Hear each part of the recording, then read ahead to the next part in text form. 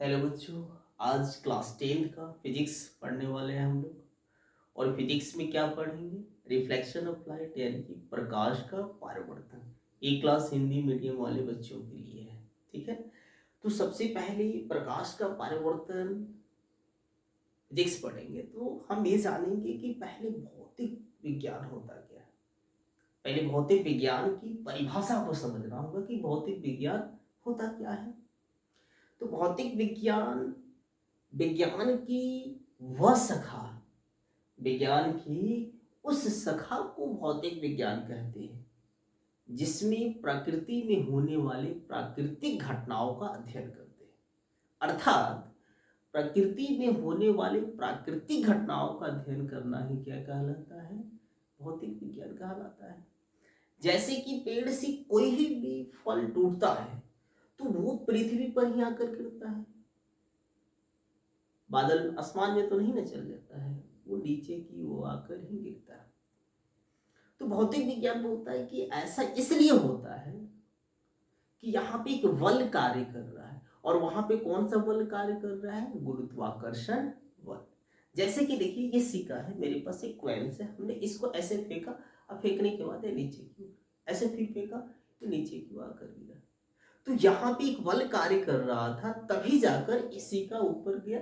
उसके बाद ये नीचे की ओर आ रहा था, नीचे की ओर गिर रहा था। और ये बात समझ में, आपने ये भी देखा होगा कभी कभी लोहे की एक सीधी छड़, लोहे की एक सीधी छड़ को जब पानी से भरी बाल्टी में डुबोया जाता है तो वो मुड़ी हुई दिखाई पड़ती है, वो मुड़ी हुई दिखाई पड़ती है।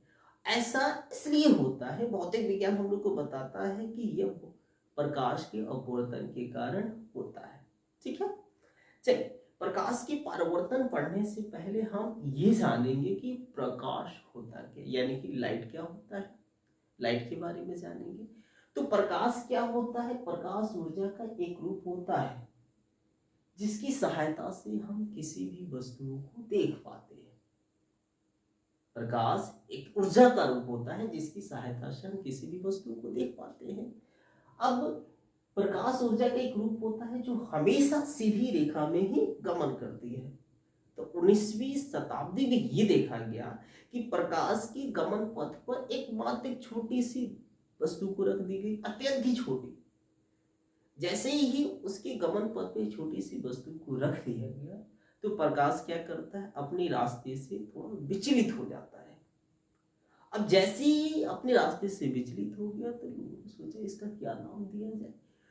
तो अपने रास्ते से जो थोड़ा विचलित हुई है उसी को क्या बोली जाती है? विवर्तन, यानी कि डिफ्रैक्शन बोली जाती है। क्या बोली जाती है? डिफ्रैक्शन, यानी कि उसे विवर्तन कहते हैं। आ रही है बात समझ में? प्रकाश एक विद्युत चुंबकीय तरंग होता है। पृथ्वी पर प्रकाश का सबसे बड़ा स्रोत कौन सा है? तो वह है सूर्य। ठीक है, अब इसके बाद हम किरण के बारे में समझेंगे कि किरण होता क्या है। प्रकाश के प्रकाश की गमन पथ की दिशा को, प्रकाश के गमन पथ की दिशा को किरण कहते हैं। इसके बाद आता है किरण पुंज। तो किरण पुंज होता क्या है? हम किरण पुंज के बारे में जानेंगे। किरण तो जानते हैं, पुंज का मतलब होता है समूह, अर्थात किरणों के समूह को किरण पुंज कहते हैं। अगली बात समझ में। अब किरण पुंज को 3 भागों में बांटा गया है, और वो कौन कौन सा भाग है?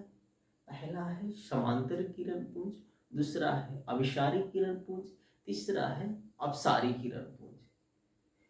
वैसा किरण पुंज जिसमें सभी किरणें समान दूरी पर हो तो समांतर किरण पुंज।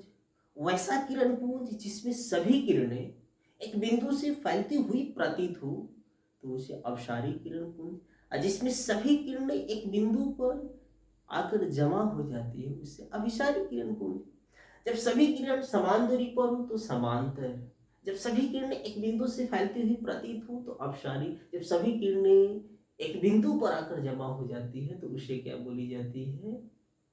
अभिसारी किरण पुंज। ठीक है, अब आप एक काम कर सकते हैं, इसके स्क्रीनशॉट ले सकते हैं और इसके एकदम नोट्स बनाइए। एकदम आसान भाषा में आपको रिफ्लेक्शन ऑफ लाइट लाइट यहाँ पर पढ़ाएंगे, यानी कि प्रकाश का परावर्तन पढ़ाएंगे। ठीक है, चलिए। Okay, thank you.